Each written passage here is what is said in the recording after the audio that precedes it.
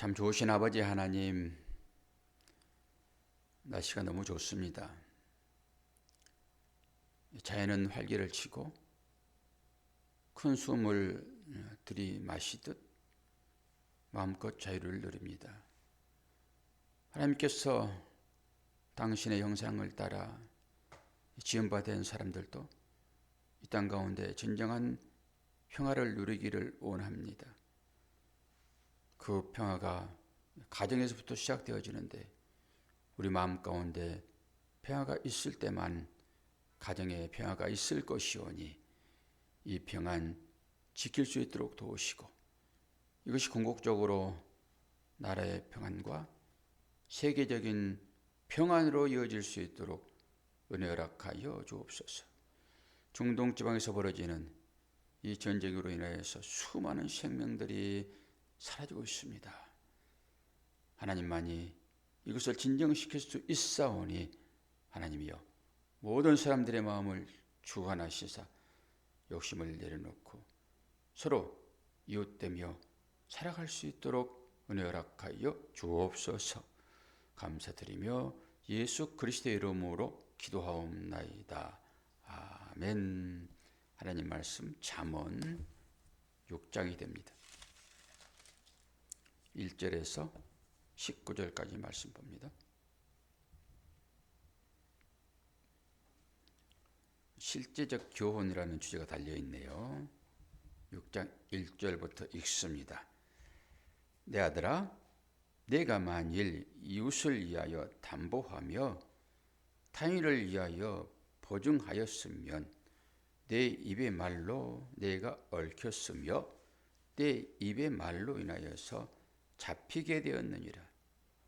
내 아들아, 내가 내 이웃의 손에 빠졌은즉 이같이 하라. 너는 곧 가서 겸손히 내 이웃에게 간구하여 스스로 구원하되 내 눈을 잠들게 하지 말며 눈꺼풀을 감기게 하지 말고 노루가 사냥꾼의 손에서 벗어난 것 같이 새가 그물 치는 자의 손에서 벗어나는 것 같이 스스로 구원하라. 게으른 자여, 개미에게 가서 그가 하는 것을 보고 지혜를 얻으라. 개미는 두령도 없고 감독자도 없고 통치자도 없으되 먹을 것을 여름 동안에 예비하며 추수 때에 양식을 모으느니라. 게으른 자여, 내가 어느 때까지 누워 있겠느냐? 내가 어느 때에 잠이 깨어 일어나겠느냐? 좀 더 자자, 좀 더 졸자, 손을 모으고 좀 더 누워 있자 하면 내 빈궁이 강도같이 오며 내 군핍이 군사같이 이르리라. 불량하고 악한 자는 구부러진 말을 하고 다니며 눈짓을 하며 발로 뜻을 보이며 손가락질을 하며 그의 마음에 폐악을 품으며 항상 악을 꾀하여 다툼을 일으키는 자라. 그러므로 그의 재앙이 갑자기 내려 당장에 멸망하여 살림 같이 없어지리라. 여호와께서 미워하시는 것 곧 그의 마음에 싫어하시는 것이 67가지니 곧 교만한 눈과 거짓된 혀와 무죄한 자의 피를 흘리는 손과 악한 괴교를 꾀하는 마음과 빨리 악으로 달려가는 발과 거짓을 말하는 망령된 증인과 및 형제 사이를 이간하는 자이니라. 아멘. 오늘 세 가지가 쭉 나열되고 있습니다. 뭡니까? 보증 쓰지 말아라. 게으르지 말아라. 그리고 거짓에 대한 경고입니다. 그래서 책에도 그 교훈이 달려있죠. 실제적인 교훈이다 이러는 것입니다. 지금 아버지가 아들에게 어머니가 자기 자녀에게 주는 내용이라고 보시면 돼요. 부모님이 아버지는 부모님을 얘기하는 것이니까 그렇게 인식을 하시면서 내 아들아, 아들의 자녀들에게 지금 교육시키는 그런 얘기입니다. 그리고 하나님을 아버지를 섬기는 우리들은 또 자녀인 것이잖아요. 그러니까 미성년자를 가르친다 하지 마시고 모든 하나님을 믿는 자녀들에게 공식적으로 주어지는 말씀이다. 이것이 교훈이다. 이렇게 보시면서 여기에 기록된 것들을 하나씩 하나씩 여러분들의 삶으로 증명을 해야 낼 것입니다. 1절에서 5절을 보게 되면은 이제 경솔한 담보에 대한 경고잖아요. 경솔한 담보. 여기서 보증하다라고 하는 것은 뜻을 살펴볼 때 교환하다 그리고 섞이다 이러는 것입니다. 그건 뭐예요? 빚쟁이에게 내 삶이 섞여버리는 상태입니다. 곤란하죠? 당장 형제의 어려움을 보고 내가 재산을 가지고 있으면 그 재산은 담보물이 될 수 있잖아요. 누구에게나. 근데 진짜 형제가 어려운데 보증 좀 쳐달라 하게 되면은 여러분 어떻게 해야 됩니까? 이때 이 말씀을 취하여 이 말씀대로 행하면 됩니다. 형제 사랑이 내가 가지고 있는 것으로 그를 채워내는 것이 십자가의 복음이기는 해요. 그것은 구원에 관계된 것입니다. 구원에 관계된 것. 내가 가지고 있는 것이 뭘까요? 생명을 살리는 것이죠. 복음이죠, 당연히. 그러니까 내가 가지고 있는 이 복음을 상대에게 비워서 주는 것, 이렇게 해석해도 무방합니다. 근데 실제적으로 제가 이제 그런 경험을 한번 했는데, 형제가 보증을 쳐달라고 그랬는데, 보증을 안 쳐줬어요. 왜 안 쳐줬습니까? 이 말씀 때문에 그랬습니다. 성경 말씀에 기록되어 있잖아요. 그러니까 이 기록된 말씀으로 여러분 사셔야 돼요. 그런 문제가 별로 없습니다. 하지 말라는 것 안 하면 되고 하라는 것 하면 돼요. 어디에서요? 성경에서. 형제 안타까움이 분명하게 눈에 보이지 않겠습니까? 그럼에도 불구하고 보증을 서가지고 폐가 망신하는 사람들이 많잖아요. 근데 진짜 어렵습니다. 거절한다는 것이. 그런데 저는 좀 믿는 사람이니까 제가 목회하기 전 일들이죠. 그런데도 불구하고 어렵다고 담보 좀 해달라고 얘기를 하는데 이 말씀 때문에 안 한 거예요. 성경을 철저하게 저는 문자적으로라도 그렇게 지키는 사람으로, 야, 성경에서 그거 하지 말라고 그랬다. 보증하지 말라고 그랬어. 그래서 나는 그거 안 해. 철저한 이 말씀의 중심으로 그런 일들을 행하는 거예요. 들리는 소리는 그 당시에 되게 소원했다라고 얘기를 했다라고 그러더라고요. 그런데 그 얘기를 당장 그 당시에는 못했을 것입니다. 한참 지나고 나서 보증 안 서주기를 잘했습니다, 형님. 이 말하면서 그때는 서운했대요. 만약에 이 보증을 서줬으면은 사업이 풀릴 수도 있겠지만은 저는 어려운 길로 갔을 것이라 생각을 해요. 그러면 형제간에 다 죽습니다. 한 사람이라도 조금 떼거리라도 좀 할 수 있는 환경이 돼야지 형제들과 호의하시거나 않더라도 자식들 밥 굶기지는 않잖아요. 그 정도까지는 형제들이 저는 해야 한다고 보거든요. 그런데요, 그 빚에 몰리게 되면은 한꺼번에 다 죽습니다. 제가 이제 다른 방법으로 이제 해결을 해주려고 준비를 했었죠. 제가 미리 은행에서 저라고 보지도 않죠. 제 아내가 이제 전권을 가지고 있어서 제가 그렇게 얘기했어요. 은행에서 빚을 내 가지고 통장에다 그걸 가지고 있어라. 그리고 사업을 하니까 어음을 받아오게 되면은 예전에는 100%다 어음이었어요. 6개월짜리, 3개월짜리. 어음을 받아오면은 저 같은 경우에도 이제 명동에 가면 사채업자들이 있습니다. 그 좋은 회사들은 이제 와리깡이라고 얘기를 해요. 바로 할인을 해줘요. 그리고 나쁜 좀 채무가 있어서 좀 좋지 않은 데는 그들도 이제 이연 부담을 안고 이자를 많이 띄우고 줘요. 3개월, 6개월짜리. 그 이자로 다 나가버리는 거예요, 결론은. 그렇게라도 하면 좋다. 어음을 받아오게 되면은 우리가 그걸 이제 가지고 있고 거기에 이제 돈을 빌려주는 걸로 이제 그렇게 하자. 한 번도 실패는 하지 않았지만은 그런 거예요. 그러니까 우리가 행함에 있어서 정말로 어려움이 닥쳤을 때 이 담보를 해달라 그랬을 때 뭘 근거로 하여 그걸 피할 수 있냐라고 할 때 저는 이 말씀으로 넘겼어요. 그러니까 그 형제도 지금은 잘 되죠. 어려움을 넘겼으니까. 그 당시에 같이 물려 들어갔으면 평생 원수 되버리는 것입니다. 잘 생각하셔야 돼요. 그래서 성경에서도 뭐라고 그래요? 담보하지 말아라 얘기를 해요. 그것에 섞여버린다. 그 어려움에.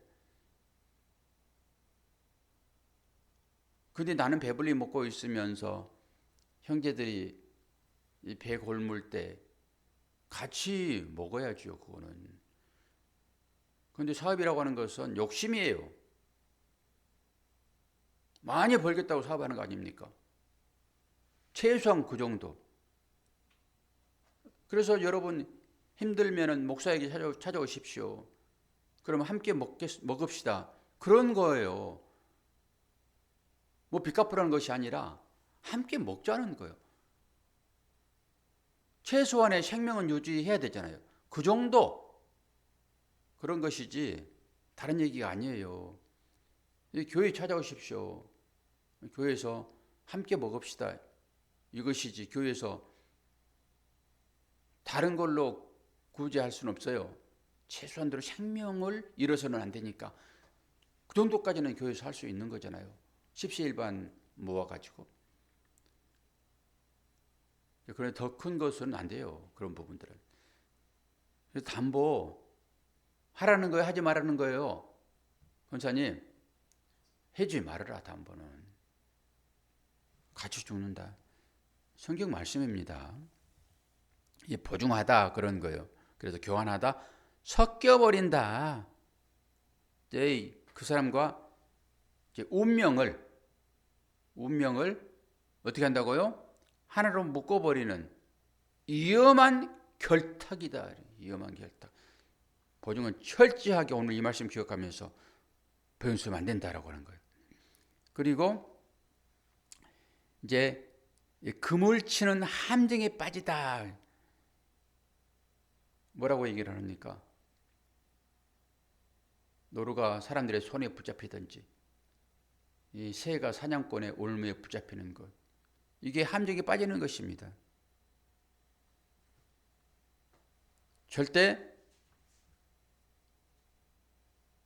함정에 빠지는 그런 경솔한 행위를 하지 않는데 이 경솔한 행위가 뭐예요? 입술의 말입니다. 입술의 말. 저도 유머를 좀 좋아해가지고 이렇게 말을 하다 보면은 상대가 그 유머를 넘지 못하는 사람들이 분명하게 있어요. 무슨 말이든지 진실로 받아들이는 사람이 있다고요. 그래서 조심하기는 해야 돼요. 저도 막 이 입을 치면서 말을 시키기 전에 말하지 아니하리라. 그리고 다짐을 하지만은 이게 이 사람이 품성이라는 게 이제 있잖아요. 주위 분위기가 조금 그러면은 누군가는 또 말을 해야 되니까 분위기를 맞추려고 우리 성경 토론합시다 그럴 수는 없잖아요. 그리고 또 은혜 받은 얘기를 좀 하게 되면은 나도 맨날 은혜 받거든 또 그래 버려요 목사들이. 저는 목사들하고만 대화를 하니까 그러면 이제 좀 자중을 좀 이렇게 분위기를 맞추려고 좀 유머스러운 얘기를 좀 해요. 근데 그것이 당장은 유머스럽지만은 자주 하다 보면은 저 사람의 말은 진실함이 없어 이렇게 돼버려요. 되게 분위기를 좋게 하는 사람들이 분명히 있어요. 한두 사람. 그런데 저 사람의 속을 내가 모르겠어. 그런데 내면에 들어가가지고 얘기를 해보게 되면 훨씬 깊은 그런 통찰력이 있기는 해요.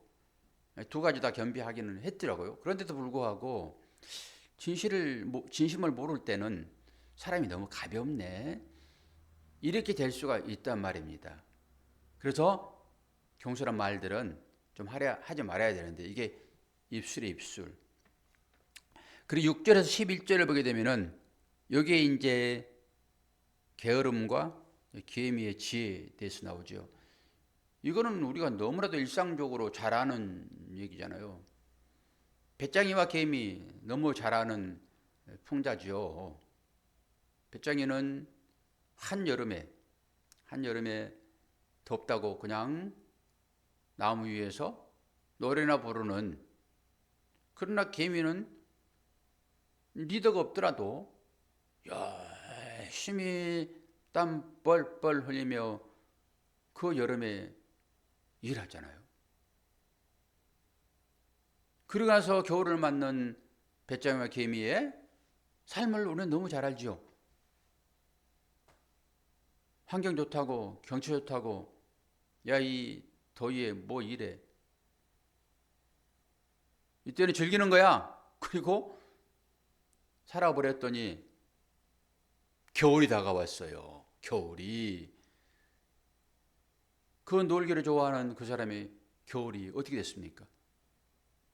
개미 집에 가가지고 개미한테 구걸하는 그 삶이잖아요. 이 겨울은 뭐죠? 신앙인에서 겨울은 무엇입니까? 종말입니다. 겨울은 종말인 거예요. 그 종말 때에 개미같이 부지런히 이마에서 땀 흘리도록 하나님께서 그렇게 계획해 놓으셨거든요. 우리 인간들에게는. 그런데 땀 흘리지 않고 수확하려고 하는 사람들이 있어요. 땀 흘리지 않고. 그건 잘못된 것입니다. 성경적으로 보게 되면은. 뭐 시대가 AI 시대가 돼가지고 굳이 땀 흘리지 않아도 돈 벌 수 있는 환경이 조성된 것이 성경적이지는 않아요. 지금 AI가 모든 것을 다 해버리잖아요.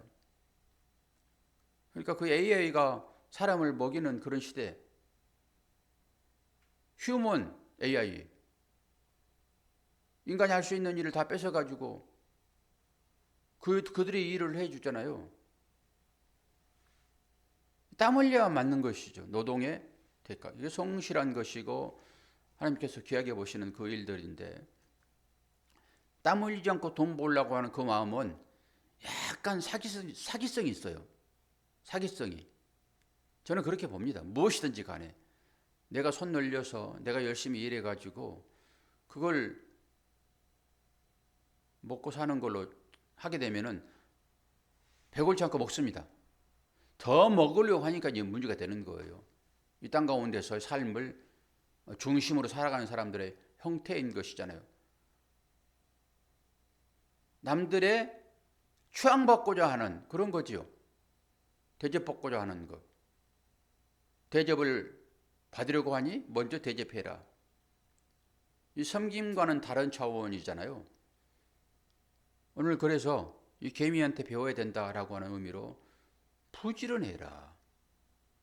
물론 여러 가지 어려운 환경 가운데서 고통 가운데 사는 우리들의 삶이잖아요. 우리가 뭐 부지런하지 않아서 어렵습니까? 근데 시대 환경이 전부 다 이렇게 어렵게 만든 거예요. 있는 사람은 더 잘 되고 없는 사람은 더 안 되는 구조로 가는 거죠. 그래서 하나님은 교회 내에서는 있는 사람들이 헌금을 좀 많이 하고 없는 사람이 그걸 좀 나누는 것으로 공평과 균등, 이게 헌금의 의미입니다. 이게 그런 의미로 살아가야 되는데 사람들은 그렇지 않아요. 최소한의 것만 행위로 그냥 하고 말아버립니다. 너나 나나 할 것 없이 다 그래요. 성경에도 그래서 가난한 자가 나오는 것이지 성경대로만 살면은 가난한 자는 나오지 않지요. 그래 인간이 그렇다라고 하는 것을 주님도 얘기해요. 어쩔 수 없지. 죄인된 인간. 만물보다 심히 부패한 것이 인간의 마음이라.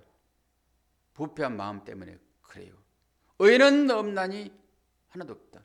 이 땅 가운데서는 그럴 수밖에 없으니까 이것도 인정을 해야지. 왜 너는 성경대로 살지 않아? 왜 너만 배부르게 살아? 너는 지옥 가. 이럴 수 없는 것입니다. 그럴 수 없어요. 그러나 일단은 계획미를 통해 가지고 부지런한 삶을 살아야 된다라고 하는 것이 6절에서 11절, 12절에서 19절을 보게 되면은 하나님께서 미워하시는 7가지 죄가 나와요. 7가지 죄가. 먼저 12절을 보게 되면은 불량한 자라고 나오죠. 불량한 자. 불량한 자. 이게 벨리알입니다. 벨리알 여러분 아시죠? 여기에서 벨리알이라고 하는 그 사단이 나옵니다. 벨리알은 사탄이라고 우리가 이제 정의를 해버리는데 여기서 나와요. 어디에서요? 불량한 자에게서요. 그 단어가 거기에서 나오는 것입니다. 이 사람들은 어떻지요? 하나님의 통치를 거부하는 것입니다. 하나님의 통치를 거부를 해요. 이 사탄의 세력들, 벨리알, 폐역한 자 이렇게 얘기하는 거죠. 불량한 자. 그리고 14절에 보게 되면은 뭐라고 얘기를 하고 있습니까? 14절에 그의 마음에 폐역을 품으며 항상 악을 꾀하여 다툼을 일으키는 자라. 이게 뭐 뒤집어 없다라는 것입니다. 뒤집어 없다.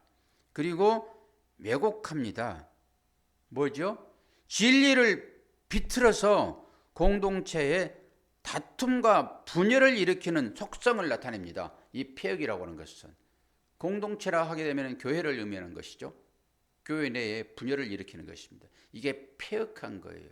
분열을 일으켜서 다툼을 일으키게 하는 속성, 이것을 폐역이라고 얘기해요. 그리고 이제 하나님이 혐오하시는 7가지 목록이 쭉 나오죠. 마지막에 7가지 목록을 한번 정리하고 마무리할게요. 제일 먼저 무엇입니까? 교만한 눈입니다. 교만한 눈. 교만한 눈은 뭐죠? 하나님보다 자신을 높이는 마음이에요. 하나님보다 자신을 높이는 마음. 교만한 것. 그리고 거짓된 혀는 무엇입니까? 진실을 왜곡하는 말입니다. 진실을 왜곡하는 말하는 자, 거짓된 혀라고 하는 것이에요. 그럼 우리는 이제 뭘 얘기하는지를 알죠. 하나님의 말씀을 율법으로 왜곡하는 것이죠.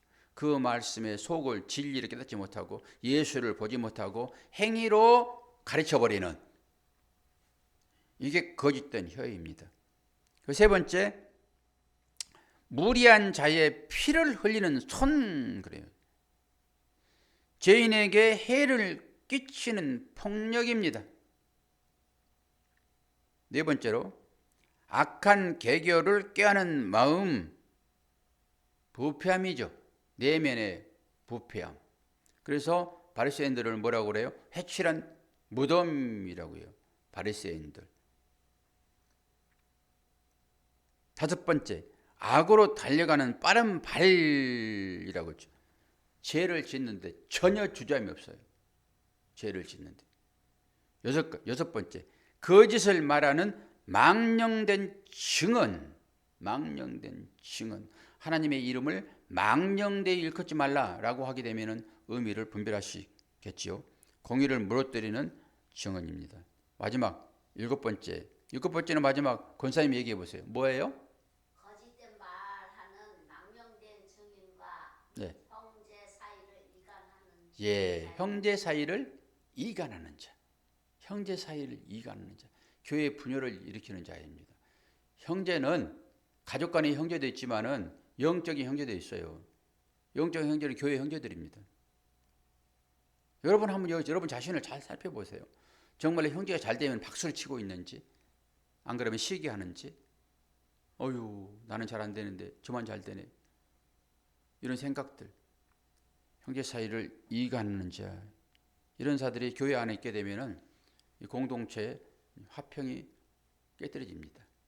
이간하는 자, 망령된 혀라고 보면 됩니다. 자기는 게을러서 겨울에 먹을 양식을 저장해 놓지 않고 열심히 일해서 열심히 일한다라고 하는 것은 뭐예요? 하나님의 복음을 가지고 살아가는 자의 삶의 형태지요. 땀 흘리는 게 뭐겠습니까? 그게 땅을 계속 갈면서 뭐 하는 거예요? 땅을 갈아야지 너 먹고 산다라고 저주를 했잖아요, 하나님께서. 그러면 뭐 하라는 거예요? 너는 원래 땅이었잖아. 너의 본질을 알아야지. 이런 의미예요. 네가 왜 쫓겨나가지고 지금 이마에 땀을 흘리고 있는지. 그렇게 열심히 일하면서 여러분 생각하셔야 돼요. 우리가 아무 일하지 않아도 하나님만 찬양해도 먹고 살 수 있는 그 에덴 동산에 모든 것이 풍족하게 공급되어지는 그 삶을 나도 할 수 있어.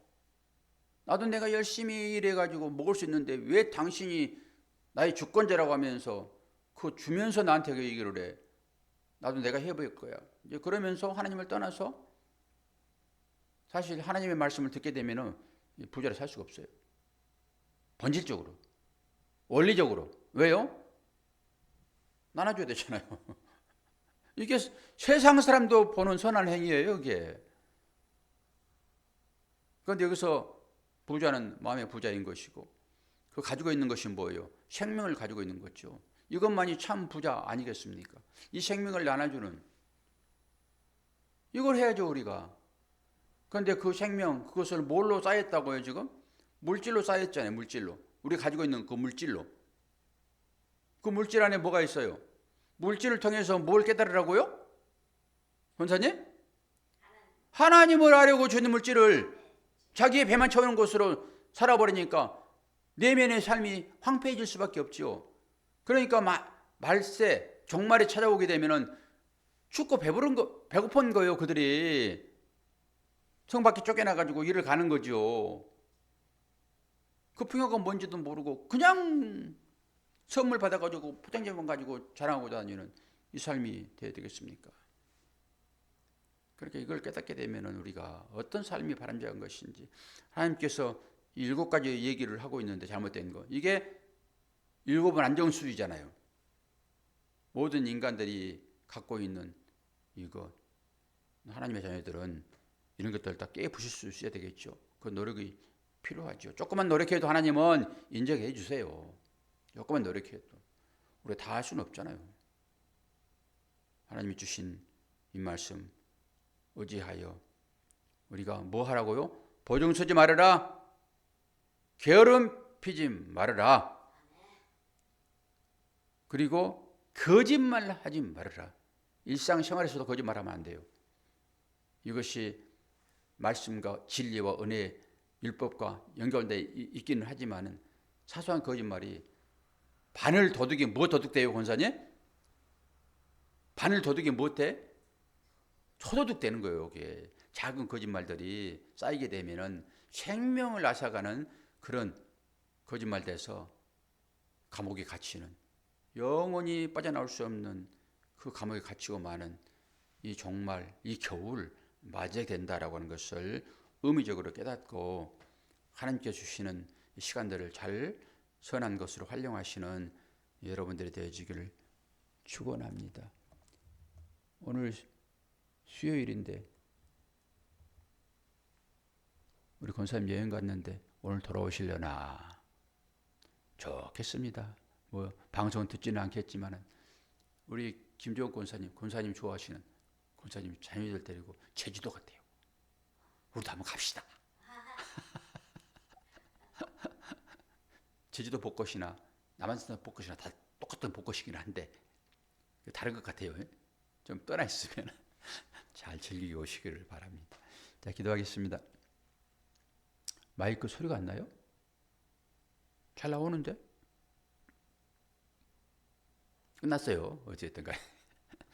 자, 기도합시다.